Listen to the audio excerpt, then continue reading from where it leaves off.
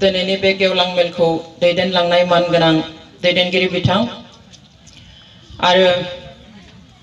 UPPL नि गाहाय नेहाथारि मानगोनां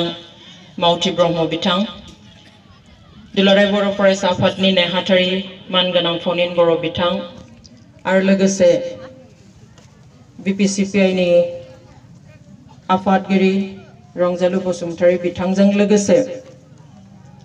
national democratic front of Boroland progressive नि दैदेनगिरि बिथांमोन national democratic front of Boroland नि दैदेनगिरि बिथांमोन आरो बर'नि गुबुन गुबुन हानजा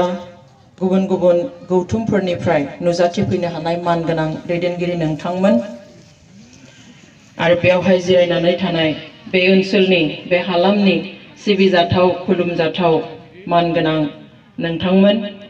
आरो जायफ्रा दिनै गोदानै UPPL आव लोगो लाफैदों हाबफैदों बिथांमोन आरो बर' बिमानि थैजों जोनोम मोननाय बे हालामनि गासै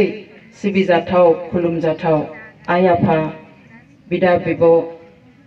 फंबाय बिनानाव